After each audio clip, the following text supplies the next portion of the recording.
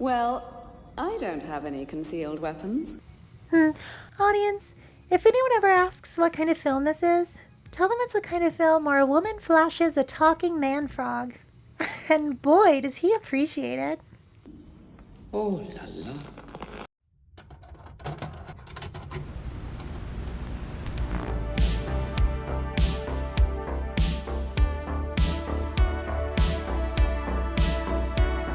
Let the lights fall.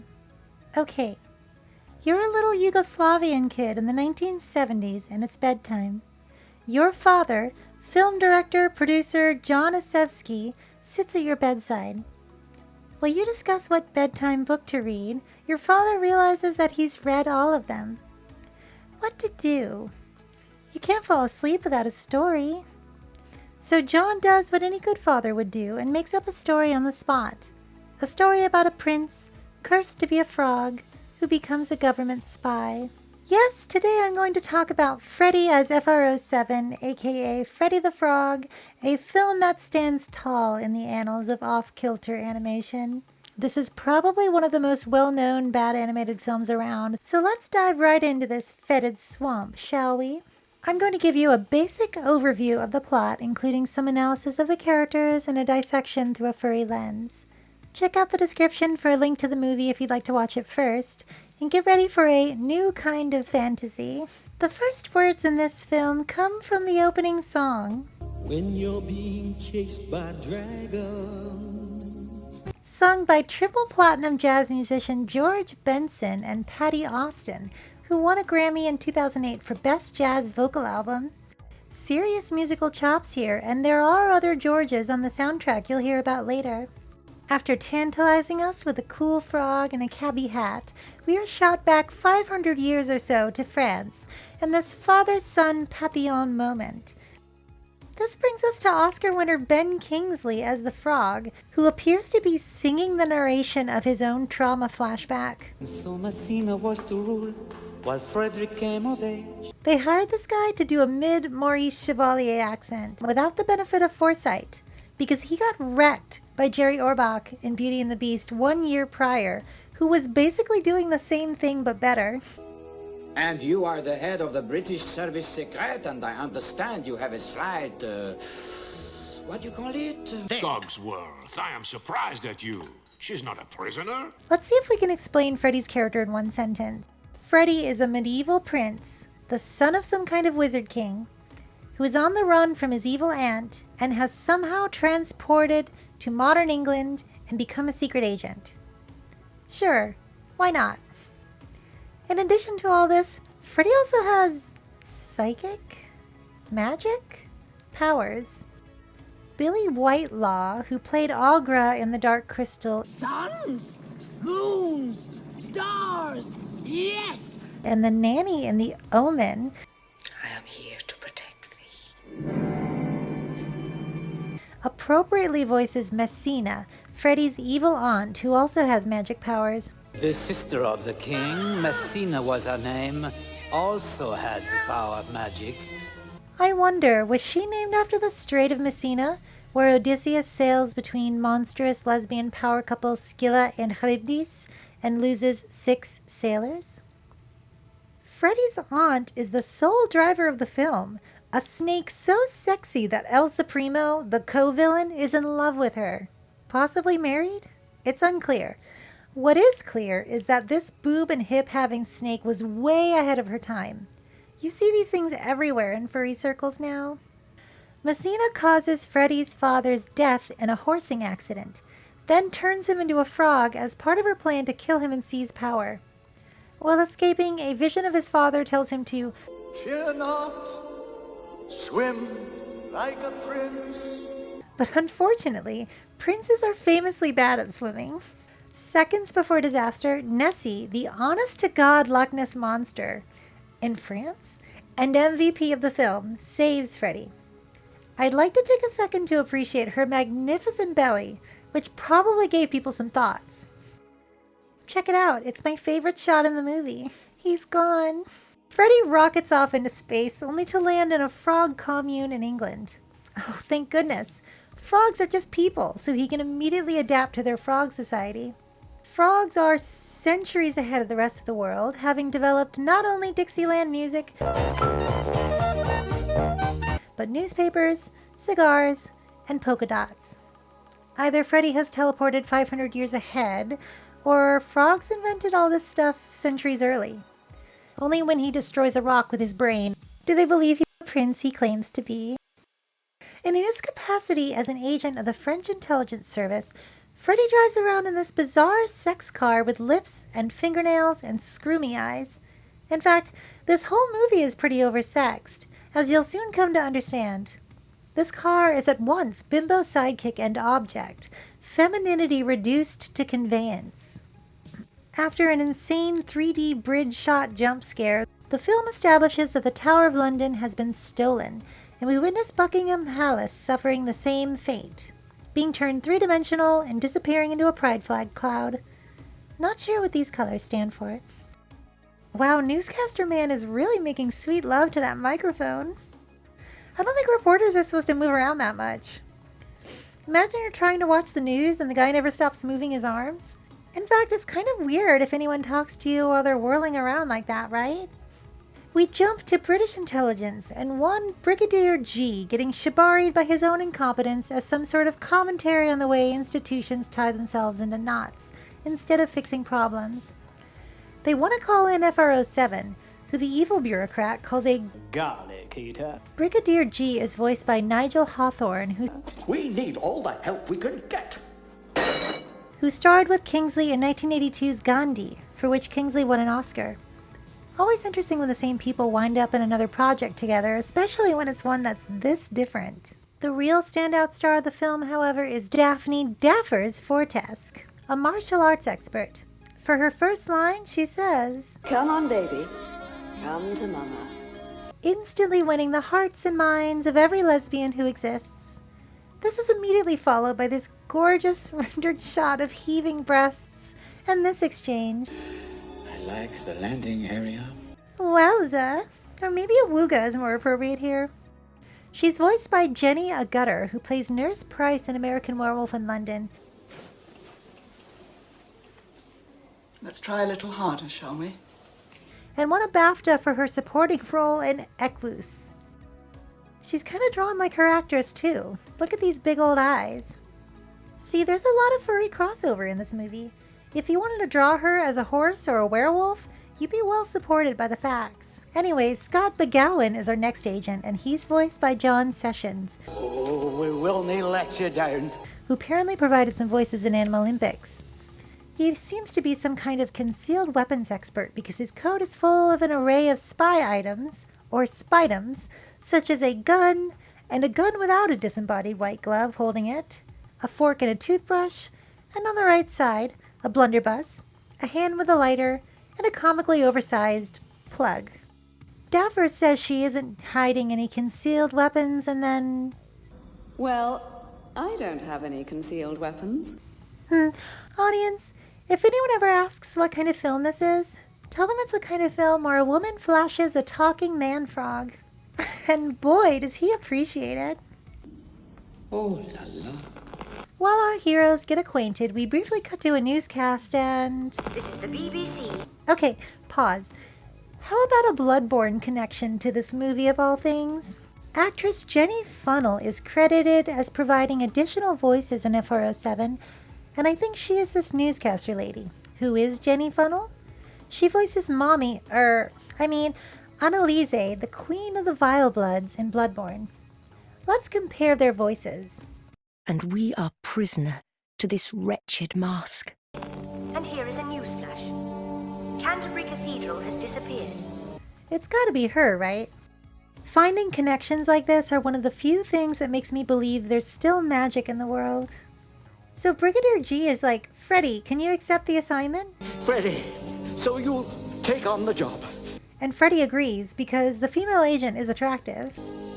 How can I refuse? Oh, good show. Continuing the trend of oversexed animation, Freddie's fuck car is actually jealous of him because he wants to sleep with the human lady. The machine is covetous of the flesh. Not a huge plot point, but you have to wonder. I guess she just loves when he's inside her in his little outfit, pressing his little shoes onto her yielding petals. Petals? They go to the races in search of, I don't know, enemies. And I just want to enjoy this wonderful winking horse gif for a second. I thought I'd put my money on number 7. Good choice. It's a French horse. Right back at you, buddy. Soon, Freddie is accosted by enemy combatants and... Hang on, wait, let's back up. The powers of the mind will always overcome violence. So we've established him as a liar. I wonder what else is fabrication. That accent, perhaps? The British Service Secret. One of the bad guys calls home, and the film introduces Brian Blessed. Imbeciles! You are under instructions to follow, observe, not to kill. The hyena in a man's body, playing, as far as I know, himself. Yes. This is El Supremo, the film's co-villain. Moments later, the cartoon Axis Trooper dance party begins. The legendary Grace Jones takes over singing for Messina, and before we get into this in earnest, if you kids don't know who Grace Jones is, here she is doming Adam Ant. I don't know, Grace. Oh, come on, Adam. I can't.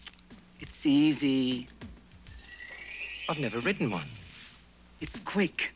I've never ridden anything, ever. It's fun. I don't even drive. Honda scooters. They're everything but ordinary. It's sexy. I'll take it. I'll take you.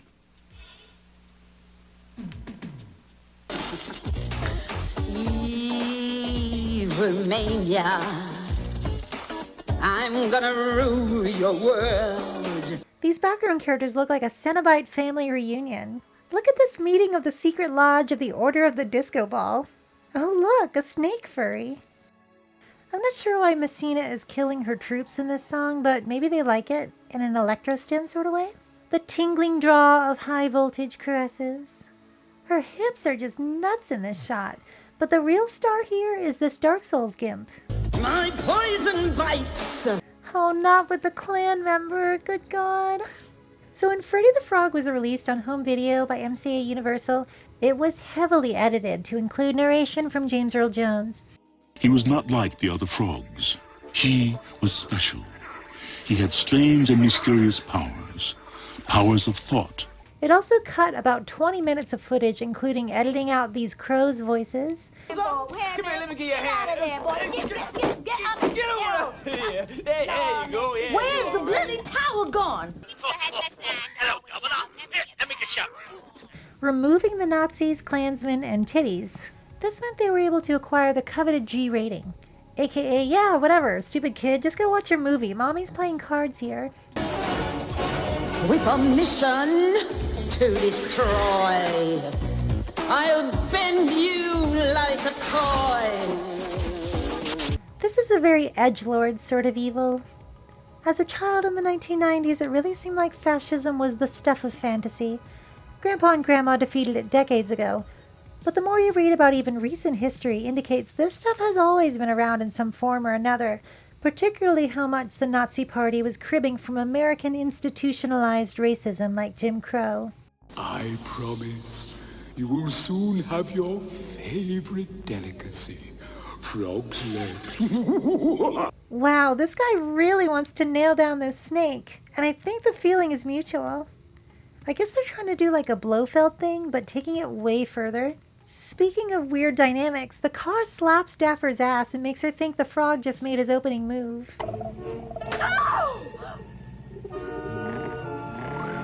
The plan is to hang out inside Big Ben so that when it is inevitably stolen, they can figure out by whom. I love these big shots where they just rotate a drawing like it's Danger Mouse or something. Us frogs are very cold-blooded. Oh, I'm sure you're very... She is so into the frog. Look at the detail on this tongue laser. The movie is off kilter, but good lord, is it art. The backgrounds in particular are all marvelous works of art. It's kind of sad that it usually gets written off as, oh my god, lol, weird, by a decade or more of dude bro film commentators. What is this movie, though? This man is a menace and must be stopped. Freddie's gone missing. And You know, I think this is the only movie where the WLW and MLM couple dating each other is still considered queer. With our heroes captured, the final stage of the plan begins. They're taken to the Isle of Worms, where they are using evil technology to shrink the stolen monuments and drain the cultural importance of the locations to charge their crystal, which is insane. Look at all these historical figures swirling around in this Caesar's Palace ceiling show. Is this the end of zombie Shakespeare?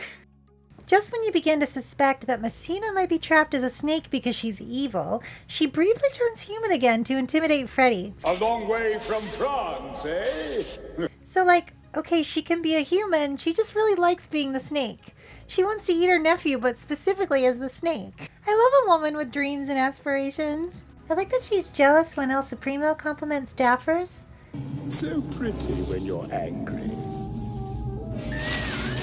They're really making sure you know they're dating. And look at all this fabulous snake-themed equipment. I guess when you're getting it on with your mascot, you might as well go ham. But actually, it's kind of hard to tell between the two villains who is in charge. I want to know El Supremo's backstory. Is he from Spain, perhaps? That would complete the trifecta of warring colonial powers.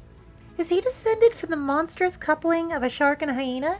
El Supremo is one of the few villains who really gives Mock a run for his money. Now that the villains have the upper hand, Freddie and Scott are menaced by a bizarre array of mutant creatures who have stomped in from another movie to earn a paycheck.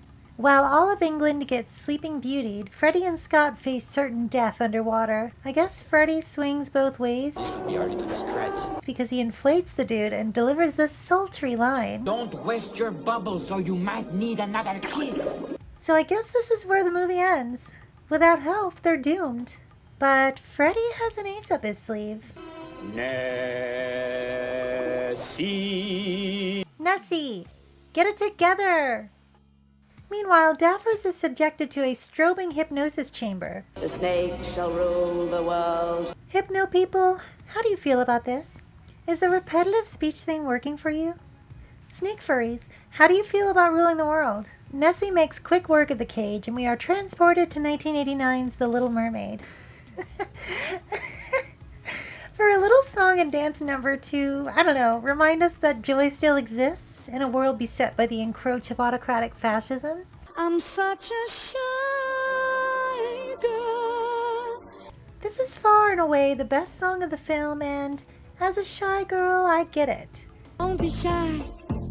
Go out and grab a guy. Surrender to the rhythm of the beat. Sure, I may seem like an extrovert because I have a YouTube show and hold panels at conventions, but I really have a hard time taking up space and talking about myself in a mixed group, or even one-to-one. It's always felt like I need permission to speak, or if I say the wrong thing, there's going to be a problem. It's something I'm still trying to get over. And songs like this remind me that I'm not the only one. When I rewatched the movie the other day, I had forgotten about these gals who are always just a delight when they show up. I mean, look at this one with the pink mane. This is just me. This gigantic lady, so shy. It's funny to think that these giant plesiosaur asses are shaking while a fleet of nuclear submarines floats above. But actually, these giant plesiosaur asses are the solution to the submarine fleet problem because the Nessies create some sort of super vortex to destabilize them while our heroes re-infiltrate the enemy base. I've just come across a dead frog! What's this? What was this then? What's he did? Ah yes, the classic dead frog ploy. Let us, how you call it? Camouflage ourselves. Oui. Camouflage. Wait a minute, camouflage is a French word. What is wrong with him? It turns out that Daffers has other advanced skills beyond martial arts because she's not actually hypnotized. She's just faking it. Snake shall rule.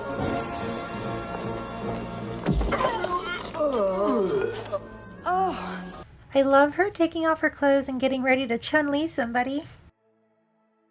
Wait, remember how I said that shot of Freddy looking dead was my favorite shot? Never mind. It's this. Daffers is extremely powerful. Look how she tosses this guy into a different time zone. They're having this kung fu fight to a 90s power ballad by Asia. You surprise me, ma chérie.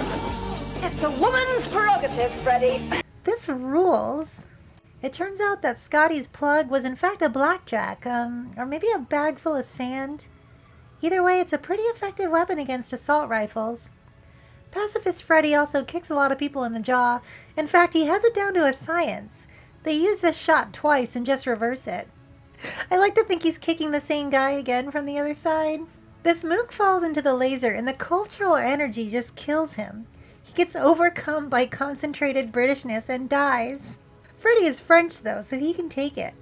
The French didn't win the 100 Years' War for nothing. He destroys the laser, and this finally gets El Supremo and Messina to join the fray. I will kill him! I will kill him! And get the drop on the heroes. Freddy is lying prone while a vision of his father plays in his head. The true powers of the mind are greater than any weapon.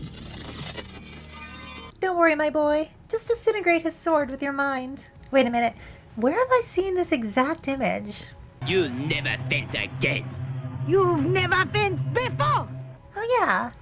Freddy pushes the shrunken Big Ben, Little Ben, directly between El Supremo's legs, and then it's boom. Get towered, idiot. Sorry.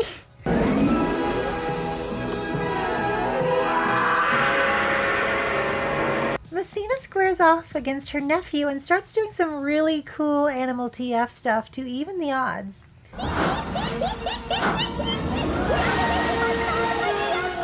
The Ludmilla people should be in the theater screaming.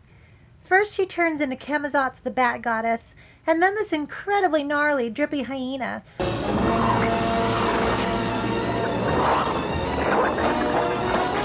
Probably one of the finest hyenas ever put to sell.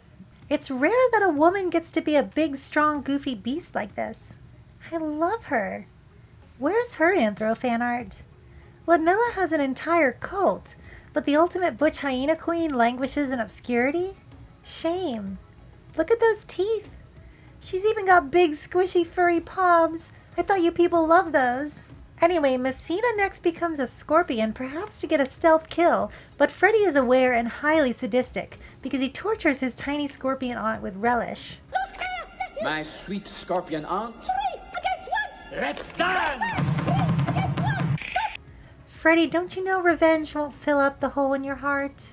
Desperate to destroy her nephew once and for all, Messina turns into a snakeodile who gets some really tight coils around Freddy, my goodness. You guys like these coils, right? We love a fantasy villain who turns into specifically evil animals like scorpions and snakes and hyenas that are all the same color palette. I can't think of too many examples off the top of my head, but No Heart from Care Bears stands out. I will teach you what the word fright really means. Take a good look, bear. I will track them down. Shrieky. So nice to hear your voice again. Freddy gets one last lesson in strength from his deceased father and... Your strength, Frederick. Wait a minute. Do these beards look similar to you? What is going on here? Messina's final act is to transform into a cute vulture lady and fly away, presumably to find some other fetishist to start a world domination plot with. Now see what you've done. You've hurt your poor aunt. Everyone raises a glass to Freddy. The crows are happy to get their Tower of London back, and Nessie seems to have overcome her shyness to go for a swim in the Thames. Freddy is definitely going to get some, and you know what? Good for him. And what better way to end the film than with a Boy George song over the credits?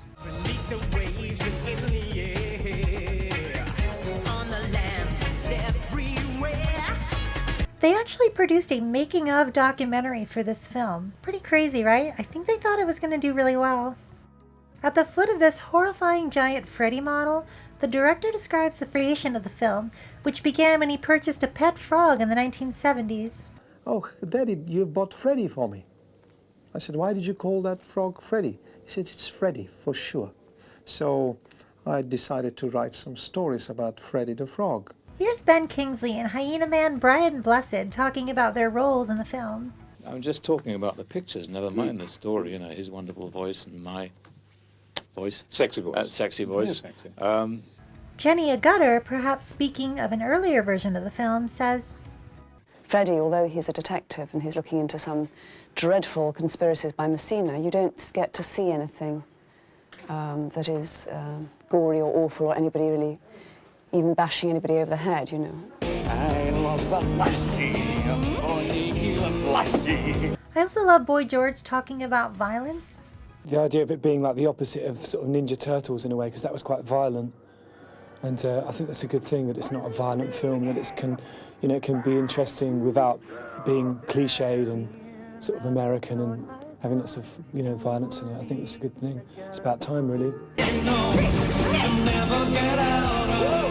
You surprised me, ma chérie. They really wanted this film to be a classic, and I think in a way their wish came true. Maybe they didn't make the boatloads of cash a monopolized distribution and non-unit artist-crushing pipeline would have made them. Hi, Disney.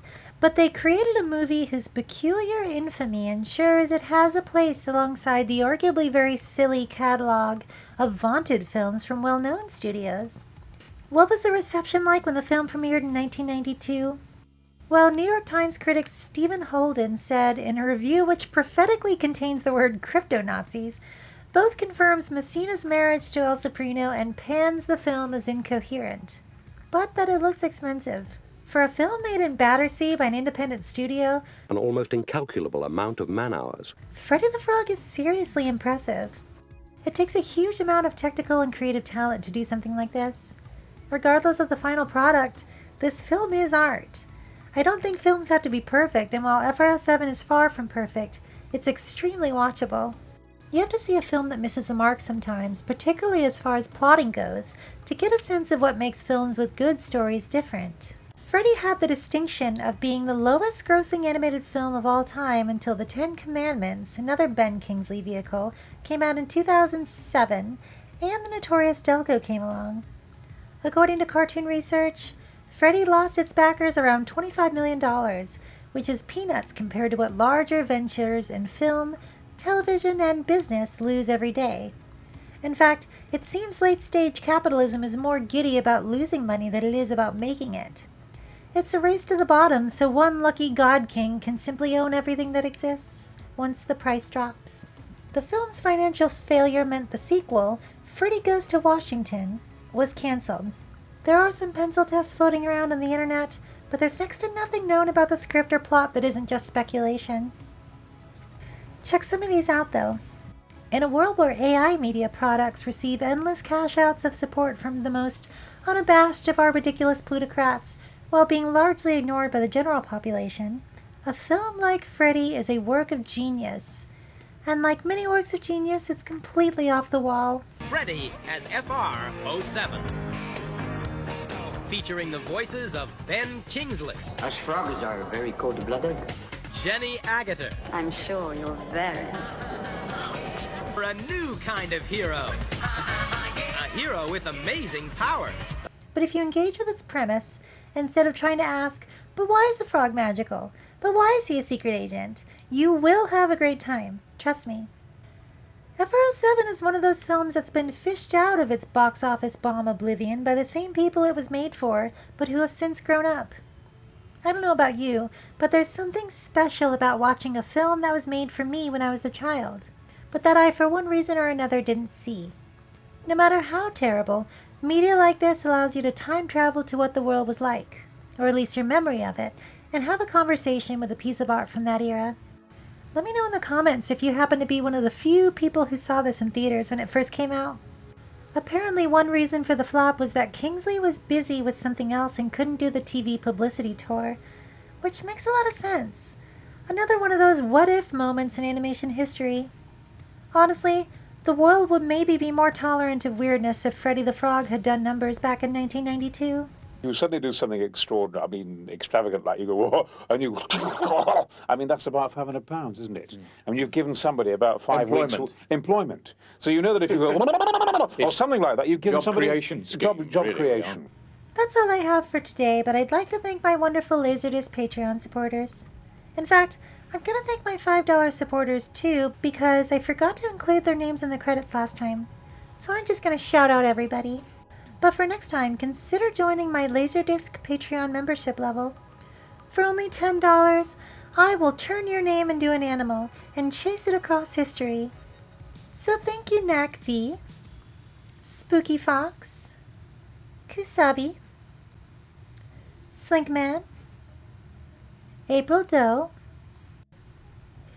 Juno Krukuda, Bitter Corella, Cindy, Medicine, Spatchadoo, Goblin Horde Studios, Sam Mann, Ferret Fire, Liam Entine, King Butt Stallion, Starlight Prancer, Nobody 26, Iris J, Aldraki, Pathia Red Tonner, Dr. J, PhD in Moon Bunnies, Phyllis Rin, Warbird, Cara Deserti, Kalsu, Jimbo Husky, Tosca, Kadath, Chrono Flash, Dominic Foxley, Victor the Mewtwo, Delano Possum, Alex McFall, Joe the English Otter, Silly Scotty Dog,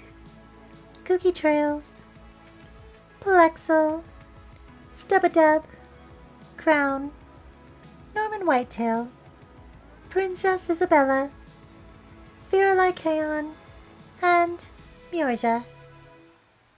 See you next time, everyone, and go watch Freddie the Frog.